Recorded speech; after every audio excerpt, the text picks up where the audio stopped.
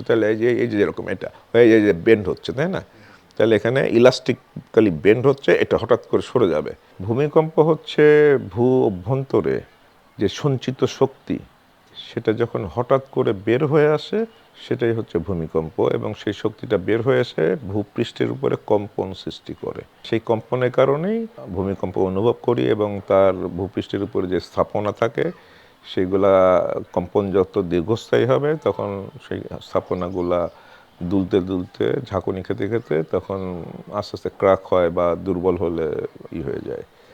তাহলে এখন এই যে ভূ অভ্যন্তরে যে শক্তিটা, এটা কি প্রক্রিয়ার মাধ্যমে সঞ্চিত হচ্ছে, এটা মানুষের একটা কৌতূহল থাকা দরকার, তাই না? এখন আমাদের এই পৃথিবীর উপরিভাগটা, সেটা হচ্ছে ক্রাস্ট। এটা হচ্ছে 30 কিলোমিটার এটা পুরুত্ব। এর নিচে থাকে ম্যান্টেল। ম্যান্টেলের আবার দুটো অংশ, উপরের অংশটা হচ্ছে একটু কঠিন, নিচের অংশটা নমনীয়।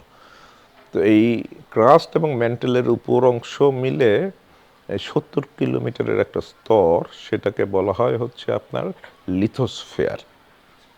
এই লিথোস্ফিয়ারটা আপনার বড় বড় 7টা খণ্ড এবং ছোটোখাটো 30 থেকে 50টা খণ্ডে বিভক্ত। এইগুলাকে বলা হয় প্লেট।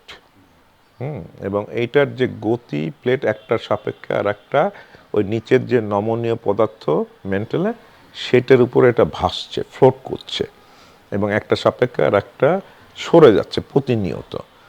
তো এইটাই হচ্ছে টেকটোনিক্স। প্লেট, আমরা এটাকে মিলে আমরা বলি প্লেট টেকটোনিক্স। এখনকার যে আপনার যে অত্যাধুনিক প্রযুক্তি, সেটার সাহায্যে একটা প্লেটের গতি আমরা একদম প্রিসাইজলি মিলিমিটার লেভেল পর্যন্ত আমরা মেজার করতে পারি, যে আজকে প্লেটের যে অবস্থান, অর্থাৎ আমি এখানে যদি একটা পিন বা একটা রড ইনসার্ট করি, তার XYZ পজিশন আমরা এই জিওডেটিক জিপিএসের সাহায্যে এটা আমরা মেজার করতে পারি, তাই না? তো এখন যদি দুটো প্লেট হচ্ছে যদি পরস্পরমুখী ধাবিত হয়, তাহলে কী হবে? এখানে শক্তি সঞ্চিত হচ্ছে। তাহলে এই যে যেরকম এটা এই যে বেন্ড হচ্ছে, তাই না?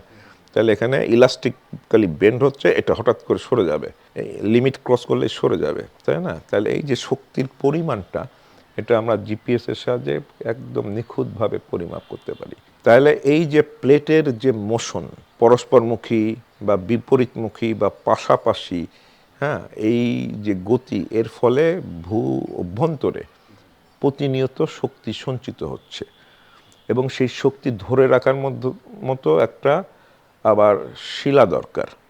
অভ্যন্তরে তো শিলা রয়েছে, সেটার এক এক শিলার এক এক রকম গুণাগুণ রয়েছে। কতগুলা শিলা বেশি শক্তি জমা করে রাখতে পারে, কতগুলা বেশিক্ষণ ধরে রাখতে পারে না, সেখান থেকে ভেঙে শক্তিটা বের হয়ে যায়। যেমন আপনি যদি একটা